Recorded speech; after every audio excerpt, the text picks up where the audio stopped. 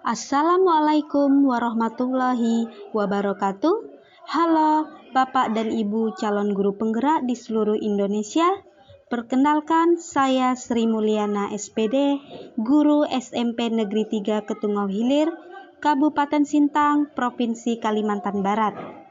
Pada kesempatan kali ini, izinkan saya untuk memaparkan hasil aksi nyata Modul 1.4 Budaya Positif. Perkenalkan, beliau berdua merupakan fasilitator dan pengajar praktik saya. Bapak Sugiri MPD merupakan fasilitator saya, sedangkan Bapak Matius MPD merupakan pengajar praktik saya.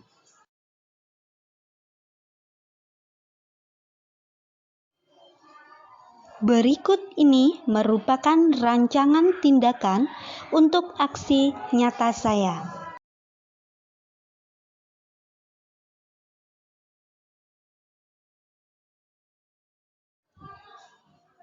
Yang pertama, yang menjadi latar belakang adalah murid tidak suka peraturan, karena selama ini jika mereka melakukan pelanggaran, maka mereka akan mendapatkan hukuman dan cenderung mempermalukan dirinya sendiri.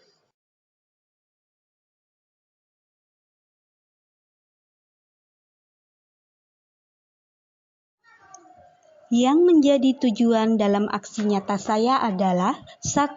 Menciptakan murid yang merdeka dalam belajar dan memiliki disiplin diri yang kuat. 2. Menumbuhkan budaya positif di sekolah dengan meyakini nilai-nilai kebijakan universal. Yang menjadi tolak ukur saya dalam melakukan aksi nyata ini adalah 1. Terbentuknya keyakinan kelas melalui kegiatan kesepakatan kelas yang dilakukan oleh wali kelas dan siswa. 2. Siswa mampu menerapkan dan menjalankan keyakinan kelas yang telah dibuat dan telah disepakati secara bersama.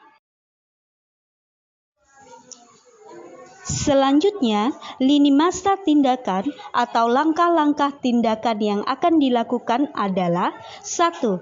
Menghadap kepala sekolah untuk menjelaskan pentingnya penanaman budaya positif dan keyakinan kelas. 2. Mengumpulkan rekan guru untuk melakukan diseminasi pemahaman materi budaya positif, yakni keyakinan kelas dan segitiga restitusi. 3. Berkoordinasi dan berkolaborasi dengan wali kelas untuk membuat kesepakatan kelas. 4. Memantau, merefleksi, mengevaluasi keyakinan kelas yang telah dibuat. Dukungan yang dibutuhkan dalam melakukan aksi nyata saya ini adalah 1. Dukungan dari kepala sekolah ataupun rekan guru serta murid agar tindakan yang telah disusun dapat dilakukan secara lancar dan menyeluruh. 2. Sarana dan prasarana untuk menumbuhkan budaya positif di sekolah. 3. Orang tua dalam melakukan budaya positif di rumah.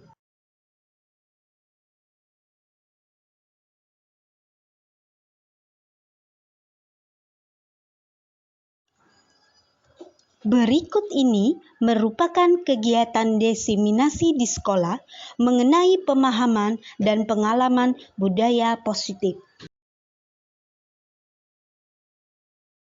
Pagi dan salam sejahtera bagi kita semuanya. Puji dan syukur kehadirat Tuhan Yang Maha Esa, karena pada kesempatan pagi hari ini kita diberikan kesempatan untuk buka secara langsung. Ya. Pada kesempatan ini juga kita patut mengucapkan syukur diberikan kesehatan. Ya.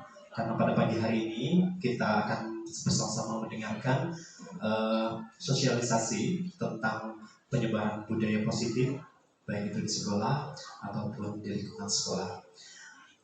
Yang saya hormati Bapak Kepala SMP Negeri 3 Ketungau Hilir, Bapak Freddy Makintan SPDKR, dan Bapak dan Ibu Guru beserta pendidik dan tenaga pendidikan SMP Negeri 3 Ketungau Hilir.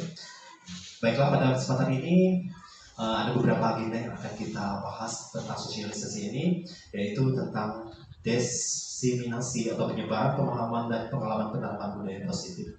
di sekolah. Adapun beberapa rangkaian acara yang akan kita laksanakan pada hari ini, yaitu ada pembukaan, sambutan kepala sekolah, acara inti, tanya jawab, dan penutup. Baiklah, untuk mengefisiensikan waktu, marilah kita bersama-sama mendengarkan sambutan Bapak Kepala SMP Negeri 3 Ketua Hilir pada Bapak Freddy Makitan SPDG. Kami persilakan. Terima kasih Bapak. Selamat pagi Bapak Ibu. Pagi. Saya lihat wajah Bapak Ibu ada tanda tanya semua nih dari kepala itu. Cuma satu yang ada tanda seru di atas kepala. Pak Iwan aja, karena ada beli motor baru. Jadi kita coba tanda seru semua. Baik Bapak Ibu, terima kasih sudah berkenan menghadiri undangan yang kita sampaikan pada minggu lalu.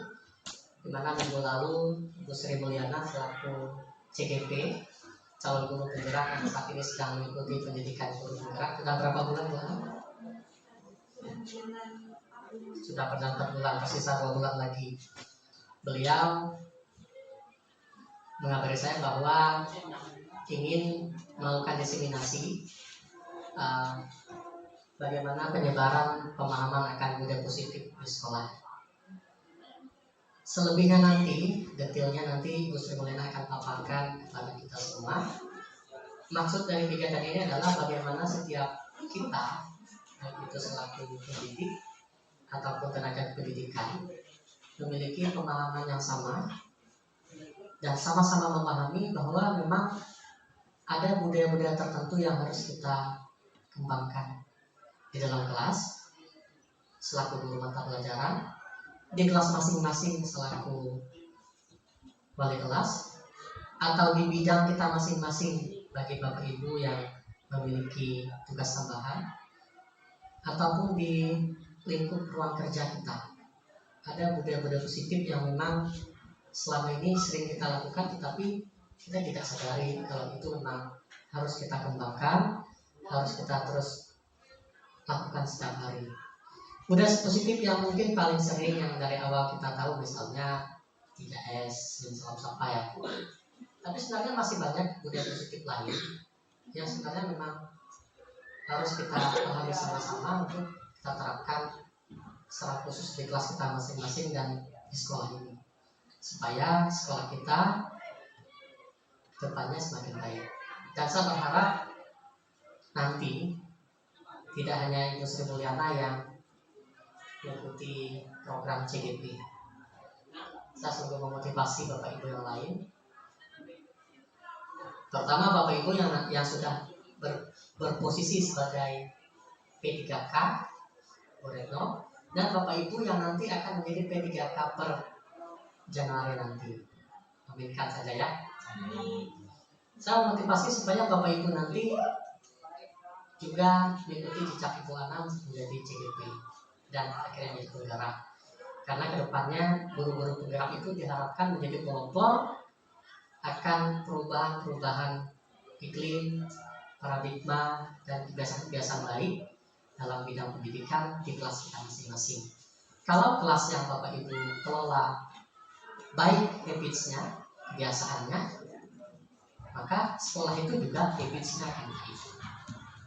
Kalau sekolah itu baik, semua sekolah menerapkan habits atau kebiasaan-kebiasaan yang baik, maka secara keseluruhan nanti negara kita juga pendidikannya akan semakin baik. Jadi apa sih sebenarnya budaya positif yang perlu kita pahami, perlu kita terapkan di sekolah yang terkait dengan era saat ini? Nanti Ibu Sri Mulyana akan paparkan bagaimana menerapkan pemahaman budaya positif di sekolah kita. Saya percaya selama 4 bulan ini Bu Ana sudah banyak berusaha, dan terima kasih kepada rekan-rekan sekalian yang ikut mendukung, memfasilitasi Bu Ana sehingga proses pendidikan guru penggerak beliau bisa sampai pada saat ini, dan masih ada tersisa 2 bulan lagi. Demikian dari saya Bapak Ibu sekalian. Selebihnya nanti mari kita dengarkan bersama-sama pemaparan yang akan disampaikan oleh Ibu Sri Mulyana selaku calon guru penggerak angkatan yang ke-6 Kabupaten Sintang. Terima kasih. Selamat pagi. Baiklah, terima kasih kepada Bapak Kepala Sekolah telah memberikan sambutan pada pagi hari ini. Acara selanjutnya adalah pemaparan secara langsung diseminasi atau penyebaran pemahaman dan pengalaman penerapan budaya positif oleh Ibu Sri Mulyana SPD, calon guru penggerak angkatan ke-6 Kabupaten Sintang, yang secara langsung menjadi pemateri pada kesempatan ini. Kami persilakan kepada Ibu Sri Mulyana SPD.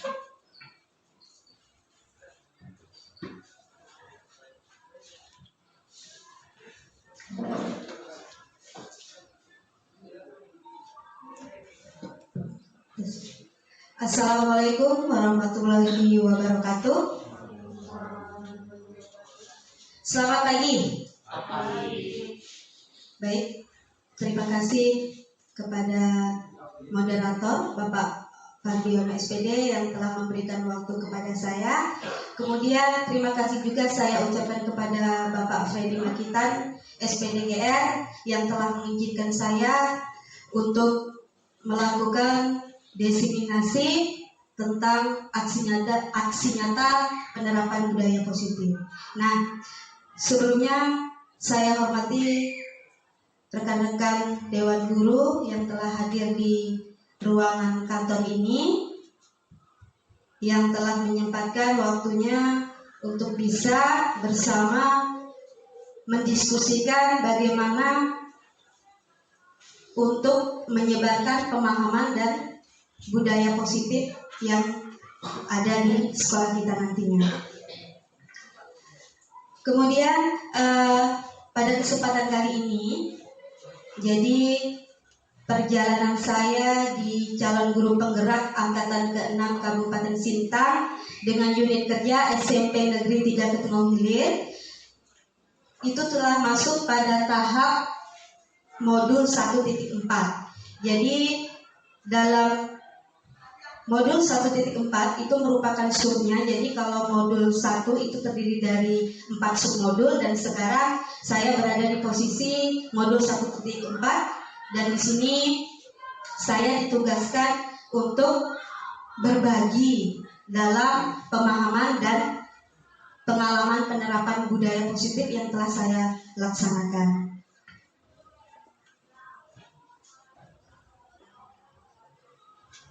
Baik, sebelumnya izinkan saya untuk memperkenalkan. Jadi di depan itu ada wajah profil saya, cantik ya Bapak Ibu ya. Iya, kalau perempuan pasti cantik ya. Nah, jadi itu identitas saya adalah calon guru penggerak angkatan ke-6 Kabupaten Sintang. Kemudian di sebelah saya itu ada motivator yang sangat luar biasa, Kepala Sekolah SMP Negeri 3 Ketengong Hilir, Bapak Freddy Makitan SPDGR.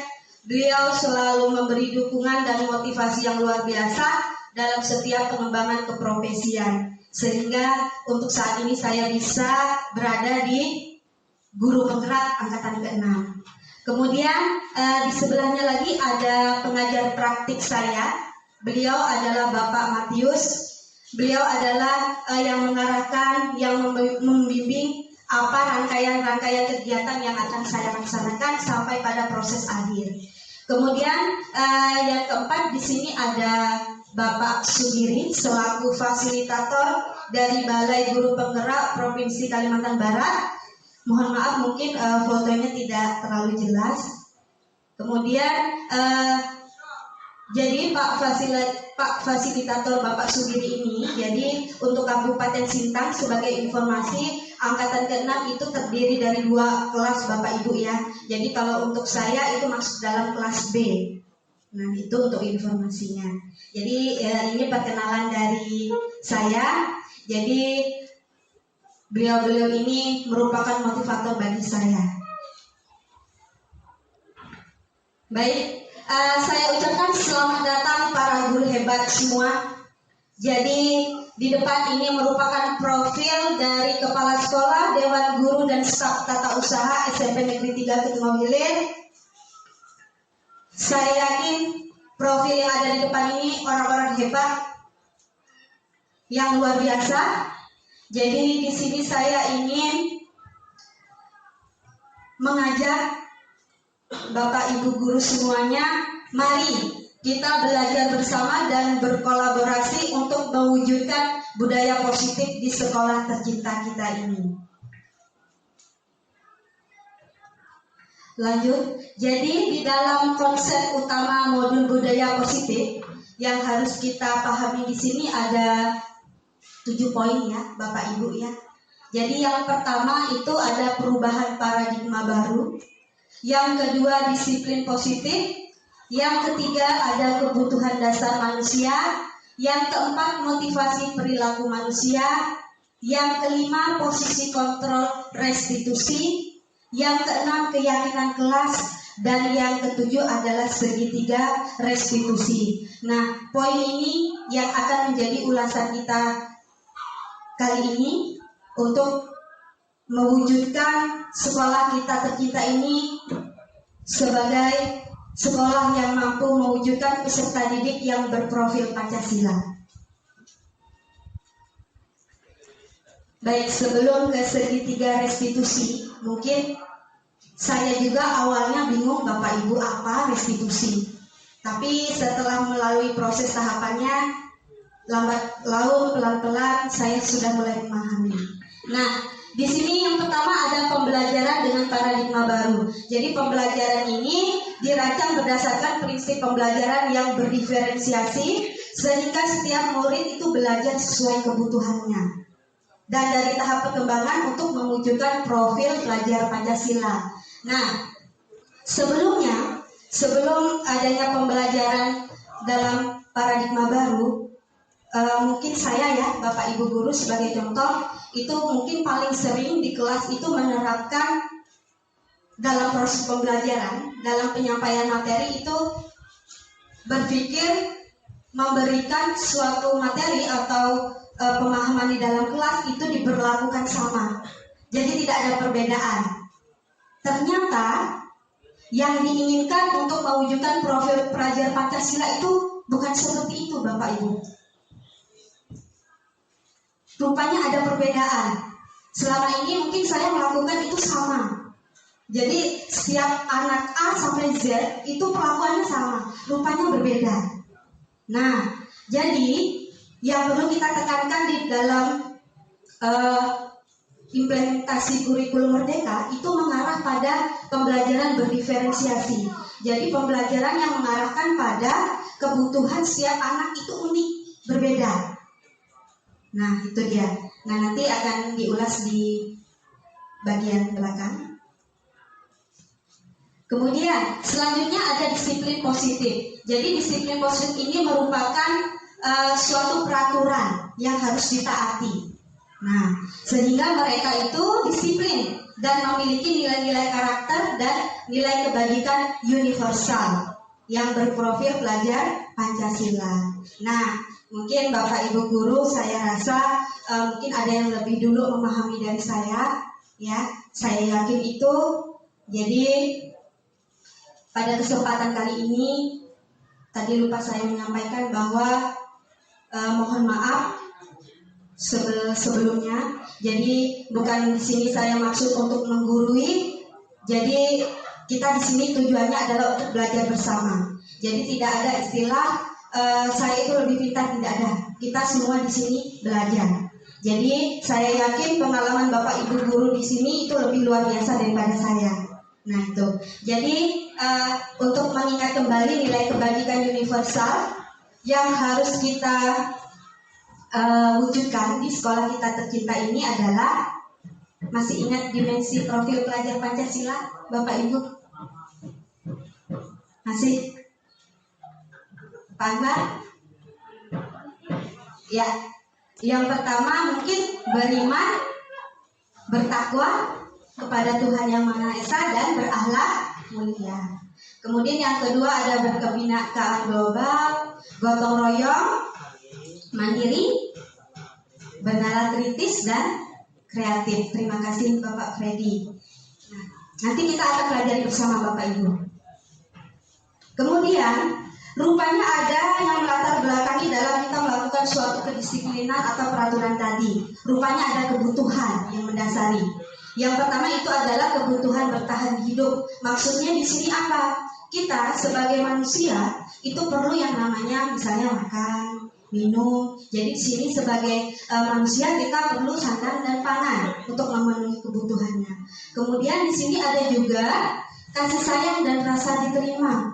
Nah, ini bagaimana penerapan yang bisa kita lakukan di sekolah? Itu biasanya mungkin sering ini Bapak Ibu kita lakukan, cuman baru kali ini kita ulas. Jadi kasih sayang di sini maksudnya seperti apa? Misalnya kita telah melalui beberapa liburan, misalnya ya, setelah liburan kenaikan kelas. Nah, di situ ada kasih sayang di sini maksudnya apa? Saat anak didik kita bertemu dengan kita, itu biasanya mereka senyum sapa salam pasti ya, kawan-kawan ya. Kemudian dia juga biasanya kalau yang udah menganggap kita sebagai teman, itu biasanya iya, bahkan mungkin saya pernah itu Bapak Ibu. Jadi ada anak kelas saya itu kalau udah rindu dengan saya biasanya meluk saya. Itu untuk siswa yang putri. Ya. Tapi kalau untuk siswa yang putra itu biasanya mereka cukup menyapa dengan berbagai kalimat yang menyatakan seorang anak itu manja dengan kita rupanya. Dan itu perlu kita lakukan. Jadi kita perlu sebagai posisi teman di sini. Kemudian ada kebebasan. Jadi rupanya seorang murid itu perlu adanya kebebasan. Jadi kebebasan di sini kalau dalam IKM, implementasi kurikulum merdeka, itu adalah kesenangan Pak, Bapak Ibu. Jadi seorang murid itu perlu ada rasa senang dan bahagia sesuai dengan kodrat berdasarkan filosofi pendidikan berdasarkan pemaparan dari Ki Hajar Dewantara. Di situ anak itu dituntut untuk menggapai setinggi-tingginya, ya. Dan untuk mewujudkan itu jadi perlu ada rasa senang di sana. Nah, bagaimana ini kita mewujudkannya? Nah, misalnya seorang anak di dalam kelas, kita lagi dalam proses pembelajaran, kemudian dia biasanya kalau anak-anak dibagi kelompok itu bisa menyebabkan kegaduhan ya Bapak Ibu ya. Bahkan saya nggak mau nih, saya maunya dengan ini, saya maunya dengan si ini. Nah, jadi perkataan anak yang seperti itu kita boleh dengarkan terlebih dahulu. Jadi bagaimana kita menempatkan anak itu berada di posisi yang senang. Nah itu. Kemudian kebutuhan dasar yang keempat itu ada penguasaan. Nah, seorang anak itu memang ada merasa dirinya itu paling hebat di sekolah, punya rasa percaya diri. Misalnya, mungkin contohnya ada anak murid kita misalnya mengeluarkan baju, ya. Di situ dia merasa dirinya itu penguasa, walaupun pada dasarnya hal yang dilakukan itu salah. Tapi penguasaan di sini yang dimaksudkan itu adalah penguasaan yang berdisiplin. Nah itu nanti mungkin kita bisa arahkan, karena kita sebagai pendidik maka kita harus selalu menuntun. Kemudian yang terakhir di situ ada kesenangan. Kesenangan tadi hampir mirip dengan kebebasan, cuma di sini kesenangan lebih kepada hasil perasaan yang diterima oleh seorang siswa atau murid. Nah mungkin ini menjadi tantangan yang luar biasa kalau upai kesenangan, apalagi kalau udah di akhir-akhir jam siang ya Bapak Ibu, itu anak-anak itu lebih banyak mengantuk, diam dan bagaimana lah, pokoknya responnya itu agak kurang aktif. Nah disinilah tantangan kita sebagai pendidik untuk menciptakan bagaimana proses pembelajaran yang menarik supaya siswa tersebut senang. Nah untuk melatar belakangi disiplin tadi rupanya ada motivasi. Nah motivasi ini timbul dari diri kita, baik itu sadar maupun tidak sadar. Nah, kemudian motivasi itu ada yang bersumber dari diri, intrinsik, ada yang bersumber dari luar atau ekstrinsik. Misalnya, saya mau nih mengerjakan tugas matematika, karena nanti kata Bu Suci, kalau mengerjakan tugas matematika dengan benar, nanti saya dikasih permen atau ciki misalnya. Jadi bagus yang dirasakan oleh anak tersebut, bagus, dia punya tanggung jawab untuk mengerjakan. Namun kurang tepat. Karena apa? Karena dia melakukan sesuatu itu pengen dinilai, pengen ada penghargaan. Nah itu. Kemudian kalau yang dari intrinsik itu adalah motivasi yang timbul dari diri sendiri. Nah itu yang harus kita kuasai, bukan hanya sebagai murid, tapi sebagai pendidik juga kita harus punya motivasi diri, yaitu yang timbul dari dari dalam diri kita. Jadi kita punya progres, punya tujuan, apa yang menjadi tujuan kita itu harus kita imbangi dengan langkah-langkah yang harus kita lakukan. Insya Allah itu akan membuahkan hasil yang luar biasa, saya percaya itu. Nah kemudian motivasi itu rupanya dapat menghindari beberapa hal. Yang pertama yaitu menghindari ketidaknyamanan dan hukuman. Kemudian yang kedua mendapatkan imbalan ataupun penghargaan dari orang lain. Dan yang ketiga menghargai nilai kebajikan diri sendiri. Jadi secara tidak langsung kalau kita punya motivasi diri, maka dia akan menghargai dirinya sendiri. Itu yang sangat penting yang bisa kita petik kalimatnya. Kemudian saya baru mengenal rupanya disiplin itu ada yang gagal, Bapak Ibu. Bagaimana sih disiplin itu dikatakan gagal? Di sini rupanya konsep disiplin dengan identitas gagal itu dibagi menjadi dua. Ada yang berupa hukuman dan ada yang berupa penghargaan. Kalau hukuman, mengapa dikatakan gagal? Karena dia menyebabkan anak didik kita itu merasa tersakiti. Ya, itulah kasih sayang yang harus kita berikan tadi.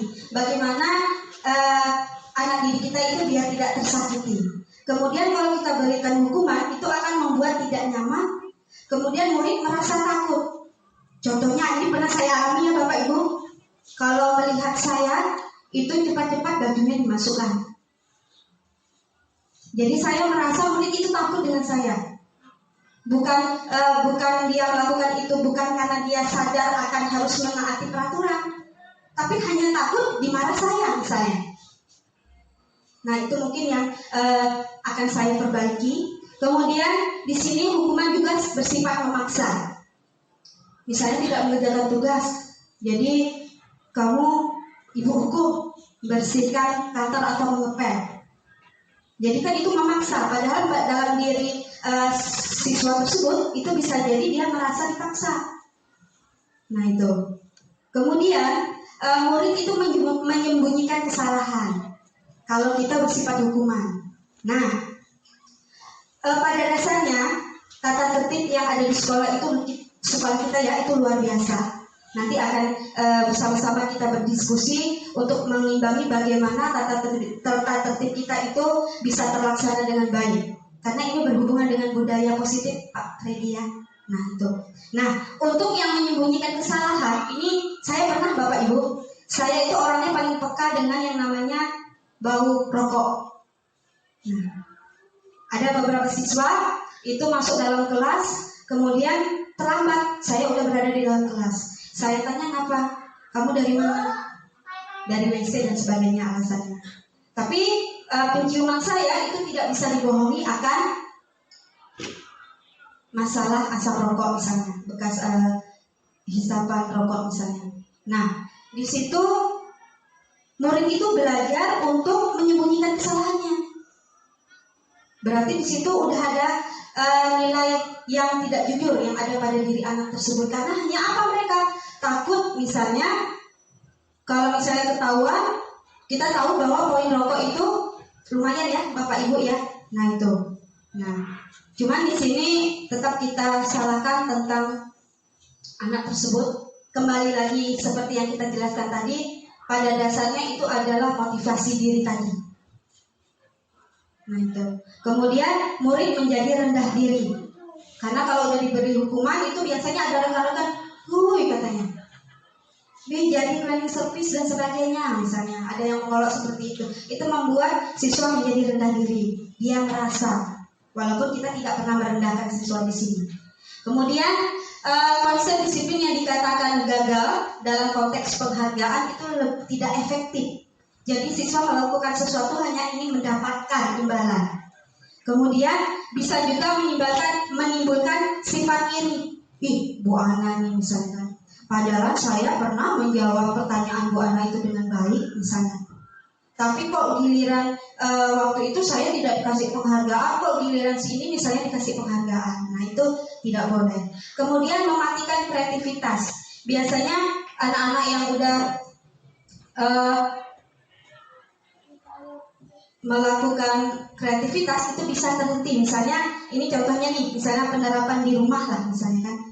Dek, tolong belikan ibu bawang dek, nanti ibu kasih es krim. Nah, jadi anak tersebut berpikir, oh nanti kalau saya beli bawang berarti saya dikasih es krim. Nah, di situ bisa mematikan kreativitas anak tersebut. Seharusnya bukan hanya itu yang bisa dia lakukan. Nah itu. Kemudian menghukum dengan sistem ranking. Nah ini informasi yang baru saya dapatkan Bapak Ibu belum lama, jadi kurang lebih sebulan. Rupanya dalam penilaian raport nanti itu tidak boleh ada rankingan Bapak Ibu. Jadi rankingan itu cukup peringkat 1 sampai 3. Jadi peringkat keempat sampai seterusnya itu tidak diperbolehkan karena saya pun pernah menjumpai itu anak kelas saya yang peringkat terakhir itu jadi olokan. Nah itu yang harus kita. Dan itu baru saya dapatkan belum lama Bapak Ibu. Kemudian merampas hak menghargai dirinya. Tapi seperti yang saya katakan tadi bahwa seharusnya dia bisa melakukan lebih dari itu. Tapi karena ada penghargaan, jadi dia tidak bisa berkreativitas secara luas.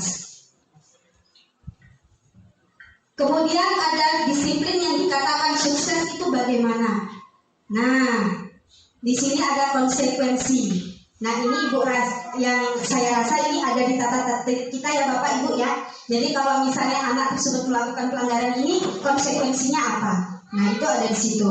Kemudian yang kedua perlu monitoring yang berkelanjutan. Jadi misalnya ada siswa yang bermasalah, kita harus tetap monitoring.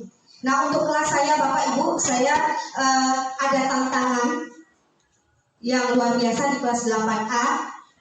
Di situ ada beberapa anak didik saya yang sangat luar biasa, ya. Di situ ada si A dan si B saya sebutkan. Nah jadi harus perlu bimbingan dan di sini saya mengasih tantangan yaitu setiap istirahat pertama itu dia selalu menghadap saya. Jadi dia harus beritahu kepada saya tentang suatu bacaan yang harus dibaca dia di depan saya. Nah itu. Kemudian di sini ada stimulus dan respon.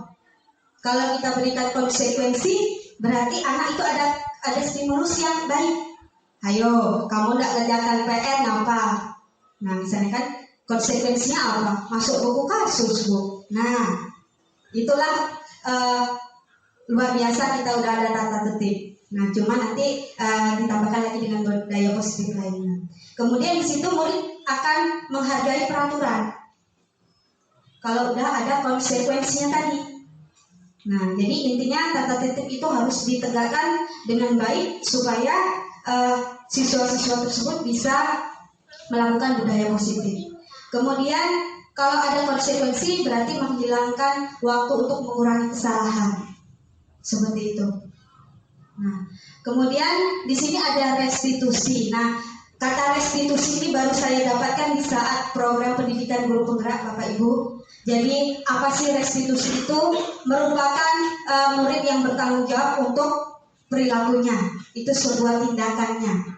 Jadi kita mengarahkan bahwa murid itu setiap melakukan sesuatu itu harus bertanggung jawab. Kemudian ini merupakan suatu metode pemecahan masalah dengan jangka panjang.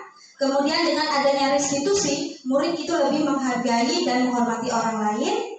Kemudian kalau di dalam konsekuensi itu ada namanya stimulus atau respon tadi, tapi kalau di restitusi ada namanya teori kontrol. Jadi diri sendiri yang mengontrol apa yang harus bisa dilakukan. Jadi kalau sampai di sini pembicaraan saya mungkin yang saya ulang dari tadi itu adalah tentang motivasi diri ya Bapak Ibu ya. Lagi-lagi tentang kata itu. Kemudian murid akan menjadi semangat dalam memperbaiki kesalahan karena dia tidak takut dihukum tadi. Nah itu.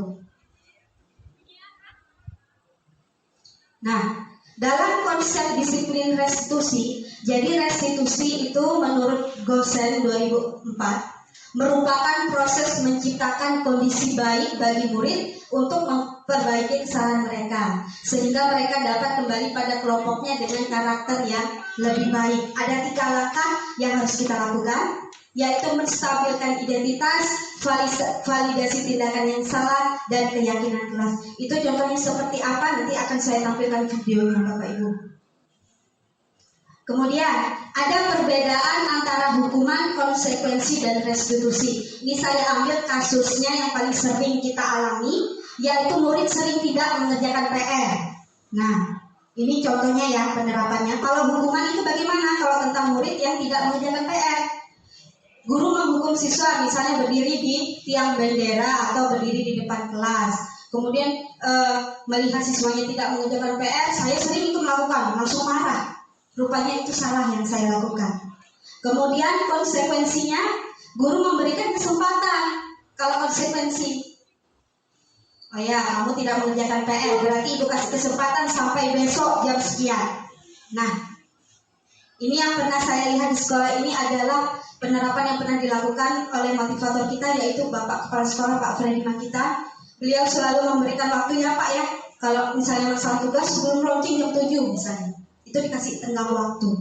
Kemudian guru dan siswa menaati peraturan kalau ada konsekuensi tadi. Nah, kemudian kalau restitusi, dia menanyakan keyakinan kelas. Nah, ini kata kunci dari restitusi. Jadi restitusi itu harus dibuat oleh wali kelas terlebih dahulu, ya, tentang kesepakatan kelas. Karena pada dasarnya kalau di sekolah, ya, kalau di sekolah itu pendidikan yang paling dasar itu ada di kelas. Jadi kelas-kelas itu kan mempunyai bapak ibu guru sebagai orang tua di kelas tersebut misalnya. Jadi itu harus kita bentuk dulu di kelas. Jadi saat mereka keluar dari kelas, mereka akan tahu apa yang harus dilakukan. Itu tujuan dari kesepakatan kelas. Nah, kemudian di sini ada 5 posisi kontrol. Ada penghukum, pemantau, pembuat rasa bersalah, manajer, dan teman. Nah, kira-kira Bapak Ibu guru di sini sebagai posisi kontrol sering melakukan yang mana? Kalau saya sering penghukum nih, kalau udah melakukan kesalahan, ya seperti itu lah. Ada hukuman dari saya. Nah itu. Mungkin kalau rekan yang lain mungkin posisi apa mungkin yang pernah dilakukan? Nah di sini ada Pak Apang Semangat yang motivator juga di sekolah ini. Jadi mungkin yang biasa Bapak lakukan itu apa Pak? Saya biasanya melakukan sebagai teman. Ya, baik, ya teman, sebagai teman. Jadi selain pendidik kita juga sebagai teman begitu ya Pak ya? Ya, terima kasih Pak Apang Semangat SPDK.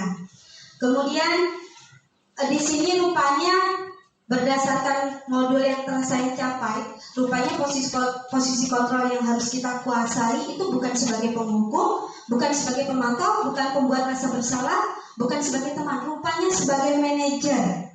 Itu yang harus kita kuasai. Ya, Pak, saya pikir waktu pas pendidikan kemarin Pak Apang sama saya berpikir seperti Pak Apang. Teman kayaknya yang lebih enak ya Pak Apang ya. Kita bisa berkoordinasi lebih leluasa karena sebagai teman juga. Rupanya ada yang lebih baik Pak Apang. Rupanya ada manajer di sana. Nah, di sini ada penerapan posisi kontrol bagaimana dikatakan penghukum sampai manajer. Misalnya sebagai posisi penghukum, misalnya saat upacara bendera sering ada siswa yang tidak pakai atribut, tak pakai topi, tak pakai dasi misalnya. Terus pasti itu akan ada arahan dari Dewan Guru di sini bahwa patuhi aturan sekolah. berdiri di sini di barisan. Ya, mungkin seperti itu bahasanya. Kemudian kalau pembuat merasa bersalah, udah ibu bilang berapa kali, jangan diulangi. Kalau saya paling sering seperti itu. Kan, udah ibu bilang kan? Nah, syukurin kata ibu. Nah, seperti itu nggak boleh rupanya. Kemudian jadi anak itu merasa saya ini bersalah benar. Gitu. Nah, paling sering itu Bapak Ibu guru. Saya melakukan yang pembuat merasa bersalah. Kalau pada dasarnya mungkin ada juga yang salah pada diri saya. Nah itu. Kemudian sebagai teman. Nah ini bisa kita lakukan misalnya, ayolah pakai dasi ya nanti saat upacara minggu depan. Kali ini nggak apa-apa lah. Kalau kamu minggu depan bisa pakai dasi atribut lengkap, ibu bangga sama kamu. Nah itu misalnya sebagai teman. Jadi kita lebih leluasa untuk berbicara. Kemudian kalau sebagai pemantau, kamu sudah melanggar apa kesepakatan kelas yang pernah kita buat, aturannya apa sih? Nah gitu. Kemudian kalau sebagai manajer, apa yang bisa kita lakukan adalah, apakah kamu tahu kesalahanmu? Kira-kira bagaimana kamu memperbaikinya? Jadi ini lebih lembut Bapak Ibu rupanya. Nah itu. Nanti akan ada penerapan dari segitiga restitusi yang akan saya tampilkan. Nah. Ini merupakan dokumentasi kegiatan pembuatan keyakinan kelas. Ada 3 yang harus dilakukan, yaitu berdiskusi dengan anak didik kita di kelas, kemudian merumuskan peraturan dan menempelkan keyakinan di kelas. Di sini maksudnya merumuskan peraturan tentang kesepakatan ya Bapak Ibu ya. Nah itu. Nah di situ ada profil dari anak 8A. Di situ kami pernah melakukan diskusi tentang kalian ini di kelas maunya seperti apa sih? Pernah saya bertanya seperti itu. Bu, saya maunya begini, Bu, saya maunya begini. Sekarang coba kalian tulis di dalam madi kesepakatan kelas, kamu maunya seperti apa kalau di dalam kelas. Jadi pada saat itu saya beri kesempatan kepada setiap anak kelas saya itu menuliskan satu yang diinginkan di dalam kelas. Nah itu. Setelah disepakati kemudian ditempel, kemudian itu akan selalu diingat. Nah, misalnya nih, pernah saya lakukan beberapa minggu lalu, ini udah ditempel. Kebetulan ini kemarin dalam rangka Sumpah Pemuda juga ya, Pak Par ya, kawan-kawan yang lain. Jadi didokumentasikan dengan baik. Nah, saya pernah bertanya begini di kelas saat proses pembelajaran, kemudian siswa tersebut asik sendiri, ngobrol sendiri di belakang. Bahkan tidak sadar saya itu ada di depan. Nah, secara nggak langsung di situ dia tidak menghargai orang yang ada di depan. Nah, jadi saya hanya begini, misalnya kan, contohnya namanya siswanya Ian. Ian, kamu ingat nggak kesepakatan kelas yang kita buat? Dia bakalan ketawa. Dan tanpa saya harus menjelaskan kamu harus bagaimana, dia bakalan tahu. Nah itu yang saya rasakan di kelas 8A Bapak Ibu. Jadi untuk tahap sekarang sampai sekarang itu saya apresiasikan setelah Sumpah Pemuda kemarin Pak Ibu, anak kelas saya itu banyak perubahan dengan adanya kesepakatan kelas ini. Seperti itu. Nah walaupun belum sempurna, karena kita tidak ada yang sempurna, maka disinilah kita harus menuntut secara terus-menerus. Nah, itu. Kemudian, bagaimana cara kita membentuk keyakinan kelas tadi? Jadi rupanya keyakinan kelas tadi lebih abstrak dari peraturan. Jadi karena dari diri sendiri tadi, dia tahu apa yang dilakukan di dalam kelas. Sebagai keluarga kelas 8A misalnya, maka saat dia keluar pintu kelas 8A, maka dia harus membawa nama baik 8A dengan menaati peraturan yang sudah ada di sekolah ini. Seperti itu. Kemudian berupa pernyataan universal, kemudian dibuat dalam bentuk positif, sedikit dan mudah diingat. Kemudian sesuai dengan kelas dan sekolah agar mudah diterapkan. Jadi sesuai dengan kebutuhan anak tersebut maunya apa di dalam kelas. Seperti itu. Ini merupakan gambar dari segitiga restitusi Bapak Ibu. Jadi tadi karena segitiga restitusi merupakan penciptaan kondisi baik bagi murid karena dia telah melakukan kesalahan. Jadi kita harus membawa mereka ke dalam kelompoknya dengan catatan dan harapan menjadi lebih baik. Nah, di sini ada 3 tahap tadi, ada menstabilkan identitas, validasi tindakan yang salah, dan keyakinan kelas. Nah, ini merupakan dokumentasi dari penerapan segitiga restitusi. Mungkin akan saya tampilkan, izin Pak Freddy untuk menampilkan videonya.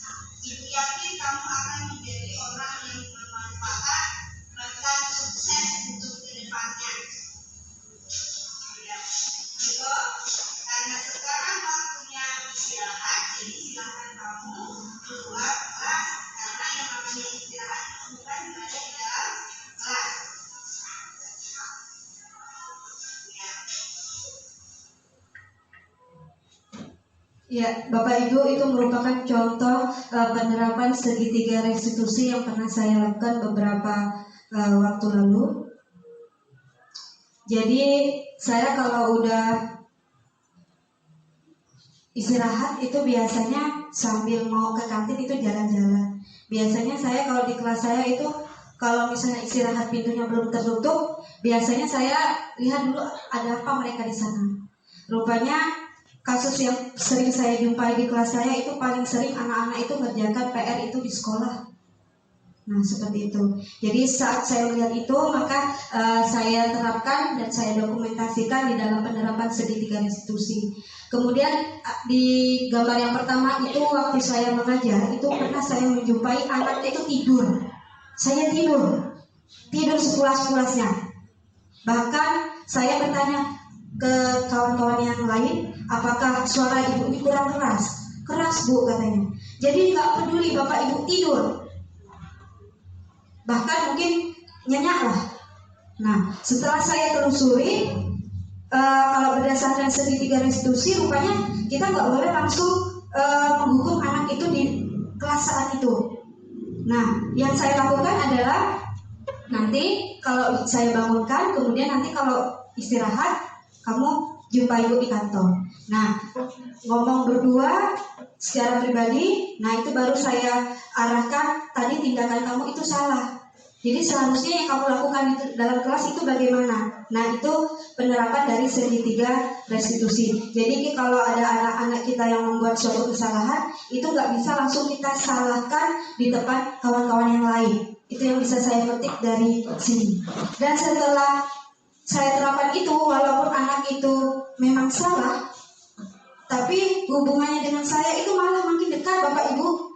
Jadi saya merasa itu bukan hanya sebagai pendidik yang ditakuti awalnya, tapi sekarang sebagai rasa yang saya rasakan itu sebagai pendidik yang bisa menjadi teman, seperti yang disampaikan oleh Bapak Abang tadi.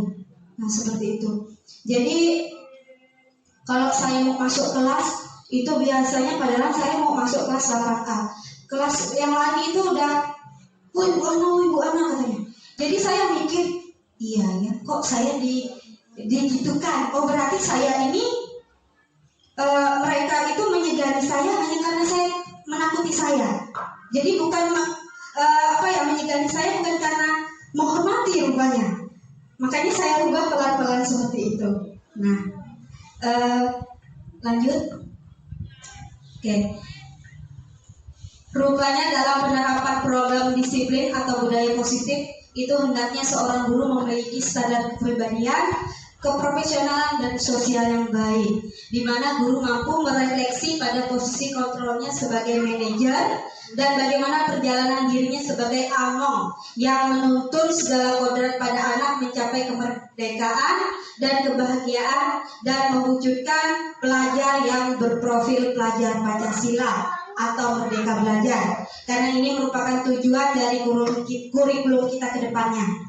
Jadi intinya adalah kita harus mewujudkan peserta didik itu yang senang, yang merdeka untuk mewujudkan profil pelajar Pancasila. Nah, untuk mewujudkan itu semua maka kita harus punya perlakuan yang berbeda-beda kepada setiap peserta didik. Nah, itu kesimpulan dari penjelasan ini. Kemudian mungkin itu saja yang bisa saya paparkan pada kesempatan kali ini. Saya yakin Bapak Ibu guru yang ada di sini guru hebat luar biasa. Bahkan saya yakin itu pengalaman Bapak Ibu guru yang ada di sini lebih banyak daripada saya. Jadi marilah kita berkolaborasi bersama untuk mewujudkan sekolah ini menjadi sekolah yang lebih baik, yang berprofil pelajar Pancasila, tanpa harus kita ingatkan selalu tentang tata tertib yang harus anak didik patuhi. Jadi mereka bisa menyadari apa yang harus mereka lakukan. Nah, seperti itu. Nah, untuk selebihnya atas waktu yang diberikan kepada saya kembalikan kepada Bapak Pardiono selaku moderator pada kesempatan kali ini. Assalamualaikum warahmatullahi wabarakatuh. Selamat pagi. Tepuk tangan dulu untuk Ibu Sri Mulyana yang sudah dengan detail dengan jelas tentang pemaparan, pemahaman dan pengalaman penerapan budaya positif di sekolah. Nah, pada kesempatan ini juga kita langsung melanjutkan tentang sesi tanya jawab. Jadi kami saya persilakan kepada Bapak Ibu rekan-rekan guru ya untuk memberikan sebuah pertanyaan ataupun nantinya tentang sangat juga bisa yang nantinya akan dijawab langsung oleh Bu Sri Mulyana. Silakan Bapak Ibu jika ada. Oh ya, saya persilakan kepada Bapak Profesor Lawrence.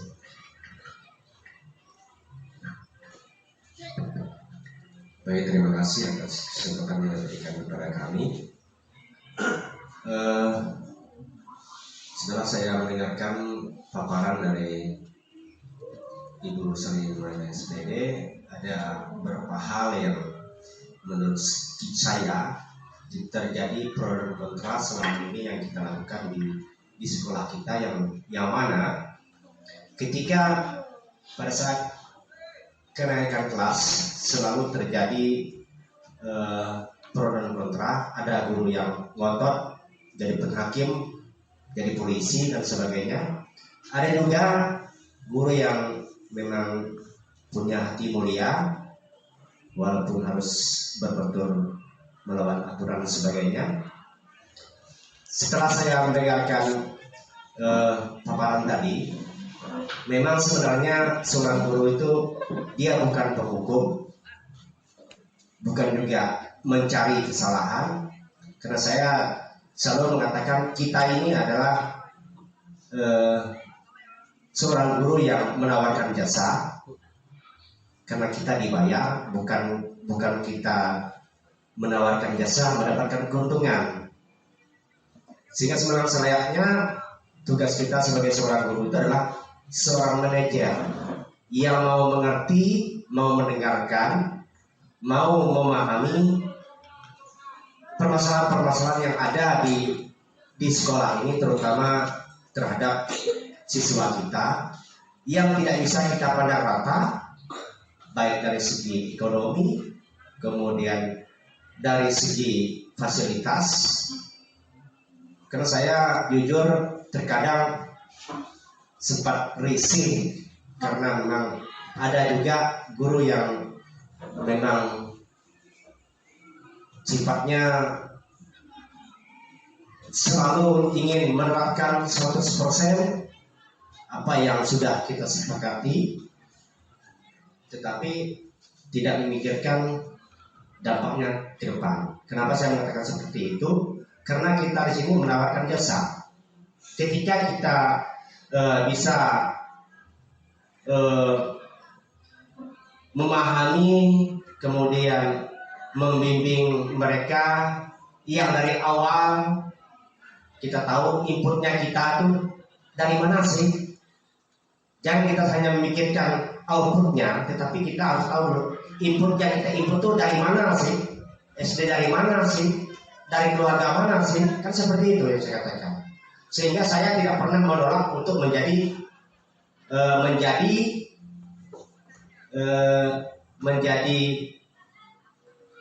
wali kelas di studio saya. Kemudian saya selalu berusaha mengingatkan kepada kawan-kawan, marilah kita pandang rata semua siswa, jangan hanya ngurus siswanya kita, biar kita itu bisa menjalankan profesionalnya kita. Terkadang banyak juga terjadi di dalam diri kita yang perlu kita sadari. Kita jangan sampai terlalu terlena dengan kelasnya kita, tapi kita lupa dengan siswa-siswa yang lain. Jangan sampai itu terjadi di belakangnya kita. Oh, ibu ini begitu, bapak itu begitu. Dan saya juga sering menyarankan kepada siswa saya, pandanglah semua guru itu jangan hanya memandang dia wali kelas atau tidak wali kelas. Karena kita sini menawarkan jasa. Tugas kita mencintai semua mereka. Dan kita juga sebagai seorang guru, walaupun mungkin kita ada niat baik kita terhadap kelas kita, tetapi jangan sampai kelas lain itu kita abaikan. Karena itu juga adalah siswa kita. Itu harapan saya ke depannya. Sekali lagi saya mohon maaf, mungkin dalam pemaparan saya, karena dalam penilaian saya, kita selama ini memang seperti itu adanya. Mudah-mudahan dengan kesepakatan ini, karena ini adalah kesepakatan kita bersama, ketika memang ada permasalahan ke depannya, marilah kita lebih baik daripada yang sebelum-sebelumnya. Karena jujur, saya tetap tekan, tetapi merupakan suatu tantangan saya. Dari kelas 1 saya memperjuangkan siswa itu, naik ke kelas 2 saya perjuangkan juga siswa itu, walaupun mungkin tidak layak atau tidak pantas, tetapi saya sangat bangga kalau dia bisa sampai sukses, sampai selesai, sampai tamat. Karena untuk membimbing orang yang seperti itu tidak segampang membimbing input yang kita dapatkan dari keluarga yang begini, dari SD yang begini, mohon maaf, dari latar belakang yang begini, itu paling gampang. Tetapi untuk membimbing mereka sampai ke selesai itu memerlukan sebuah pengorbanan. Saya juga sudah berbicara. Saya di sini bekerja di bawah aturan, bukan bekerja berdasarkan keluarga, tetapi bekerja berdasarkan aturan. Walaupun aturan itu sudah kita sepakati, tetapi kalau memang ada permasalahan, mari kita selesaikan secara bersama-sama. Mungkin itu yang bisa saya sampaikan. Terima kasih kepada Bu Ana yang sudah memberikan pencerahan kepada kami Dewan Guru. Mudah-mudahan materi pada pagi hari ini bisa menambah wawasan kami dan bisa kami terapkan di kelas kami masing-masing. Sekali lagi saya ucapkan terima kasih.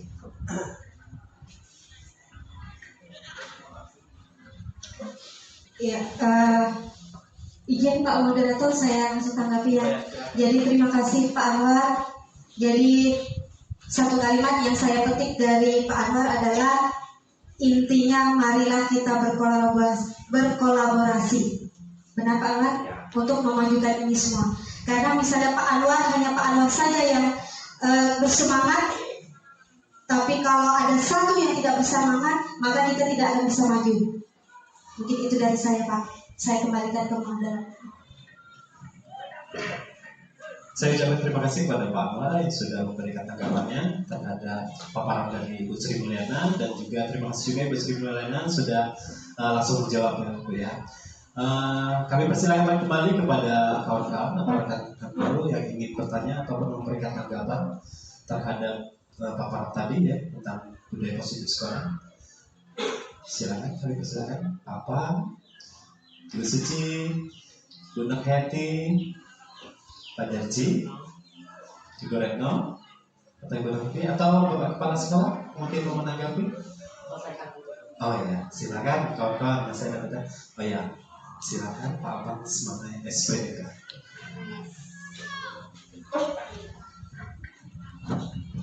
Terima kasih atas kesempatannya.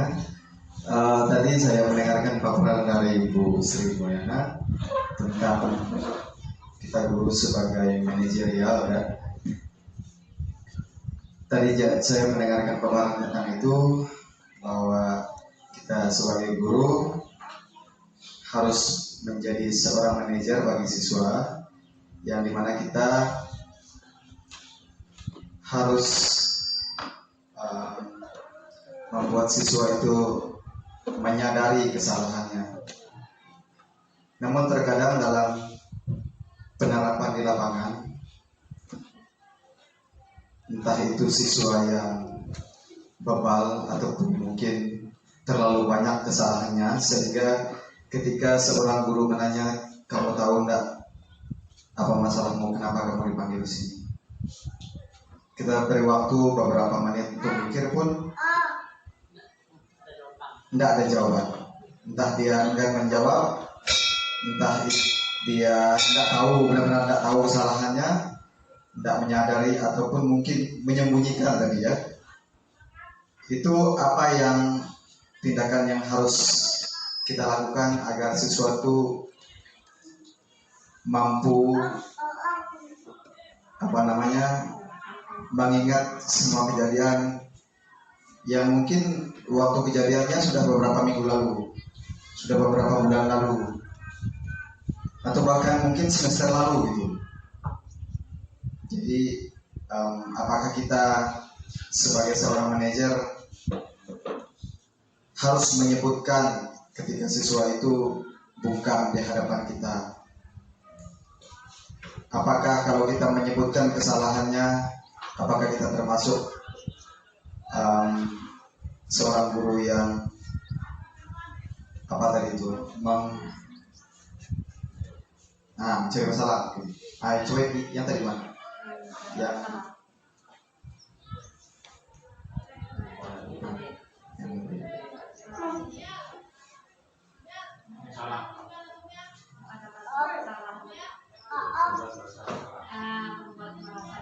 membuat merasa bersalah.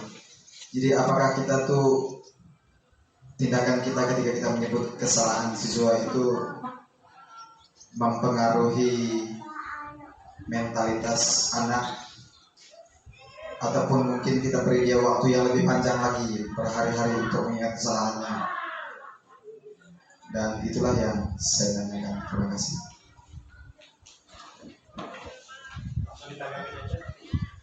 Ya, langsung saya tanggapin izin ya Pak Moderator. Nah, jadi dari kasus yang diungkapkan oleh rekan kita tadi Pak Apang sebagai SPDK, bahwa di sini posisi yang diharapkan adalah sebagai manajer yang Bapak ya tadi kan. Nah, namun dengan kasus yang seperti itu, apakah bisa kita menggunakan posisi yang lain seperti itu ya Pak? Apa ya? Nah, jadi kalau posisi penghukum, pembuat merasa bersalah, teman dan pemantau itu sebenarnya sering kita lakukan di sekolah. Nah, cuma catatannya begini Pak Apang, bahwa posisi yang lebih baik kita lakukan itu adalah sebagai manajer. Jadi bukan berarti posisi yang lain itu tidak kita lakukan Pak Apang. Boleh kita ungkapkan itu, tapi kita setelah mengungkapkan itu, misalnya sebagai pembuat merasa bersalah, kita harus mengambil posisi lagi sebagai manajer, begitu Pak. Nah, seperti itu. Misalnya kita sebagai teman boleh. Nanti setelah itu kita lakukan lagi posisi kita yang dikehendaki, yaitu sebagai manajer. Mungkin seperti itu. Bagaimana Pak Pak? Terima kasih rekan-rekan hebat. Ya. Baiklah, terima kasih kepada Bapak saya memberikan pertanyaan ya, tadi kepada Bu Sri Mulyana dan langsung juga dijawab. Saya kira satu lagi ya Bu, atau bagaimana? Teman-teman masih adakah yang ingin bertanya atau menanggapi atau langsung ya Pak Bispa, Bapak sudah bertanya, jadi mungkin Bapak kelas kalau ingin memberikan penjelasan. Baik Bapak Ibu, kalau Bapak Ibu perhatikan detail slide presentasi yang ditampilkan Bu Sri Mulyana itu, Bapak Ibu pasti akan tahu bahwa itu tidak bisa didesain dengan PowerPoint. Itu didesain dengan aplikasi terbaru yang namanya Canva, dan bahkan saya saja belum belajar itu aplikasi. Bu Sri Mulyana sudah beruntung karena saya punya akses aplikasi gratis karena anggota IG punya akses ke Canva for Edu, tapi saya belum pernah gunakan sama sekali. Tapi Bu Ana sudah gunakan. Salah satu kelebihan aplikasi Canva adalah bisa digunakan untuk mendesain materi presentasi. Dan saya lihat materinya lebih tampilan slide itu jauh lebih cerah timbang kita gunakan aplikasi PowerPoint. Jadi salah satu kelebihan yang akan Bapak Ibu dapatkan kalau Bapak Ibu mengikuti program guru penggerak adalah Bapak Ibu akan selangkah berada di depan dibandingkan yang tidak ikut. Saya menyimak pemaparan Bu Ana, saya ikut kegiatan diklat 3 hari Bapak Ibu, karena ada banyak hal baru yang sejujurnya karena sudah hampir 13 tahun tidak lagi duduk di bangku kuliah, ada banyak hal yang entahkah saya tidak dapatkan di bangku kuliah atau mungkin saya lupa pernah mendapatkan tapi lupa. Tapi saya tahu bahwa memang di dunia pendidikan itu tidak ada hal yang stagnan. Di dunia pendidikan itu terus terjadi perubahan dan pergeseran. Apa yang dulu kita anggap itu adalah teori paling bagus, misalnya dulu kita mengenal teori stimulus respon dari Edward L. Van Dyke, atau teorinya apalagi reward and punishment, kasih hadiah atau kasih hukuman. Ternyata sekarang setelah 13 tahun saya ada kuliah, ada lagi pandangan terbaru, restitusi. Nah, itulah sebabnya dari dulu saya selalu memotivasi Bapak Ibu semua untuk mengikuti CGP atau PGP, program pendidikan guru penggerak. Kalau semua guru di sekolah ini ikut guru penggerak dan memiliki pemahaman yang baru terhadap peserta didik, memiliki wawasan baru, memiliki pengetahuan baru, maka giliran saya paling santai di sekolah ini. Karena sehingga orang guru semuanya punya wawasan baru, pengalaman baru, pengetahuan baru, keterampilan baru, maka gilirannya kepala sekolah yang paling santai. Karena Bapak Ibu sudah banyak dapat upgrade skill dan pengetahuan terbaru. Jadi yang terakhir adalah Bapak Ibu dari saya, kita harus rela hati, berefleksi diri, bercermin diri. Tadi ada ditampilkan misalnya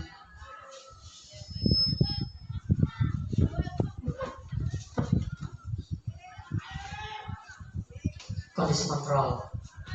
Kita ingin ada level. Kalau saya lihat itu lebih pada jenjang level. Saya berada pada level penghukum kah, atau pada level pembuat rasa bersalah, sampai yang terakhir pada level manajer. Atau yang satu lagi Bapak Ibu, penerapan 5 posisi kontrol itu yang terakhir sampai ke manajer. Nah, mari kita mulai hari ini merefleksi diri, bercermin, bertanya dalam hati masing-masing. Kira-kira saya sudah berada di level apa? Ini bukan berarti bahwa posisi manajer adalah posisi terbaik, tidak begitu. Tapi semua level ini harus kita kuasai, dan kita harus menjadi orang yang fleksibel. Ada kalanya kita harus menjadi orang yang bisa menghukum.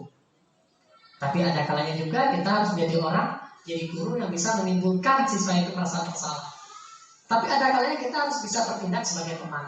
Jadi kelima level ini itu harus kita miliki, sehingga sesuai dengan prinsip pembelajaran berdiferensiasi, kita bisa menyesuaikan diri di mana kita berhadapan dengan murid yang seperti apa. Jadi materi hari ini sungguh luar biasa, dan sekali lagi saya berterima kasih kepada Bu Ana karena sudah sangat meringankan beban kami selaku kepala sekolah. Semakin banyak guru yang mengikuti PGP, maka sekolah itu akan semakin diperhitungkan. Jadi kalau kami ditanya, kalau sekolah ditanya, baik oleh pejabat di dinas pendidikan atau oleh pengawas, saya dengan bangga Bapak Ibu menyebut kami salah satu guru ikut PGP. Makanya saya dari awal sangat-sangat memaksa Bapak Ibu sekalian untuk ikut PGP, karena ada prestise sendiri bagi seorang pimpinan. Tapi bukan hanya pimpinan yang dapat sisi baiknya, Bapak Ibu selaku guru juga pasti jauh mendapat sisi baiknya. Jadi saya sekali lagi motivasi nih Bapak Ibu guru yang sudah ada di Deputi, tahun ini belum, kayak tahun depan ikut PGP. Karena kalau sudah jadi guru P3K kan gak ada lagi yang dikejar, hanya 2, pengembangan profesional dan sertifikasi.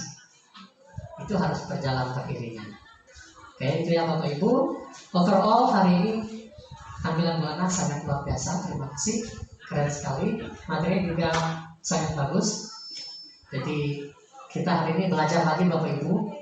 Guru itu nggak hanya bisa ngajar, tapi juga harus mau belajar. Kita belajar dari siapa saja, belajar dari teman sejawat, belajar dari orang lain, belajar di mana saja, dan belajar kapan saja. Terima kasih. Ini dari saya. Mungkin ini closing statement ya. Nggak ada lagi. Bu Retno mungkin? Ya, Bu Retno paham ya kalau saya sebut pakai bahasa Inggris, ngerti ya? Baik Bapak Ibu, closing statement adalah hari ini pameran luar biasa. Terima kasih kepada Bapak Ibu yang sudah berpartisipasi, Pak Anwar, Pak Apang yang sudah bersedia berdiskusi, dan saya percaya di lain waktu tidak hanya Bu Sri Mulyana yang akan menjadi pemateri di depan, akan tiba waktunya Pak Apang, Pak Anwar, Bu Nur, Pak Darji, Pak Par, Bu Nopi, dan Bu Sri Mulyana, Bu Retno, Bu Sepia, Pak Mutar, yang lain juga akan bergantian memaparkan, melakukan diseminasi hasil dari apa yang sudah Bapak Ibu peroleh dalam pendidikan. Terima kasih. Saya akhiri sampai di sini. Selamat pagi. Terima kasih saya ucapkan kepada Bapak Kepala Sekolah yang telah memberikan pernyataan tadi ya pada kita semuanya sebagai pendidik di SMP Negeri 3 Ketumahilir. Kami juga mengucapkan terima kasih kepada Ibu Sri Mulyana yang hari ini telah berbagi ilmu bersama-sama. Semoga apa yang kita dapatkan hari ini menjadi sebuah keberkahan ya untuk kemajuan sekolah kita. Dan hari ini juga saya simpulkan, marilah kita bersama-sama berkolaborasi untuk bekerja sama menjadikan keluarga besar SMP Negeri 3 Ketumang Hilir, menjadikan siswa-siswa kita peserta didik yang berprofil Pancasila. Mohon maaf jika ada salah-salah kata. Saya akhiri, selamat siang.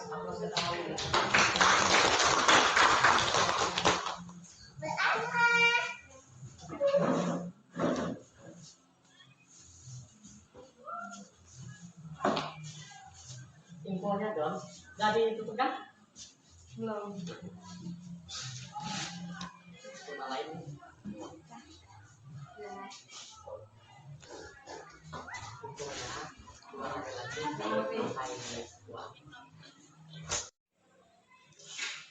Halo semuanya, saya Febri Mapitan, Kepala SMP Negeri 3 Ketumang Hilir. Saya saat ini memberikan testimoni tentang bagaimana sebuah budaya yang positif di sekolah yang dikembangkan di sekolah itu bisa mempengaruhi kinerja dan juga bagaimana keterampilan guru saat mengajar. Dan di depan saya juga ada salah seorang guru penggerak, yaitu Ibu Sri Mulyana, yang saat ini sedang mengikuti pendidikan calon guru penggerak, dan merupakan salah satu kebanggaan bagi saya dan juga bagi sekolah, karena ada salah satu guru yaitu Ibu Sri Mulyana yang memberikan respon yang luar biasa, sangat antusias dalam mengikuti proses pendidikan guru penggerak setelah kami tawarkan beberapa bulan yang lalu, dan beliau sangat tertarik untuk mengikuti program ini. Setelah melewati beberapa waktu berjalan, saya menyimpulkan bahwa apa yang dilakukan oleh Ibu Sri Mulyana di sekolah maupun di kelas memberikan dampak yang sangat positif dan sangat signifikan untuk perbaikan budaya sekolah, perbaikan budaya literasi, dan juga perbaikan iklim pembelajaran di dalam kelas. Saya percaya lewat program ini akan ada perubahan untuk iklim dan kultur pembelajaran di sekolah kami, sehingga semakin hari pembelajaran di sekolah akan semakin lebih baik. Selamat dan sukses kepada Ibu Sri Mulyana. Semoga bisa menyelesaikan pendidikan guru penggerak dengan baik. Assalamualaikum warahmatullahi wabarakatuh. Selamat pagi dan salam sejahtera. Perkenalkan, nama saya Pardiono SPD. Saya selaku teman dalam satu kantor Ibu Sri Mulyana SPD dalam rangka mengikuti program guru penggerak. Pada saat ini banyak budaya-budaya positif yang telah dilakukan oleh Ibu Sri Mulyana, khususnya di kelas 8A sebagai wali kelasnya. Sebagai contoh, misalnya menerapkan semua, bukan menerapkan tetapi membudayakan ya kesepakatan kelas yang telah dibuat oleh wali kelas dengan siswanya. Kemudian seperti pada saat ketika masuk mereka sudah memberikan 5S, yaitu salam, sapa, sopan dan santun kepada Ibu Sri Mulyana yang semuanya itu telah disepakati oleh Bu Ana, dan budaya-budaya tersebut sudah dilakukan oleh Ibu Sri Mulyana dari sebelum mengikuti program guru penggerak, dan sampai saat ini budaya-budaya positif tersebut masih dilakukan sampai detik ini, hingga nantinya menjadikan siswa tersebut menjadi lebih berkarakter, memiliki sopan dan santun, dan juga punya akhlak mulia yang tinggi, dan menjadikan siswa berprofil Pancasila. Oke, terima kasih. Selamat pagi. Salam guru penggerak, salam literasi. Bergerak, tergerak, dan menggerakkan.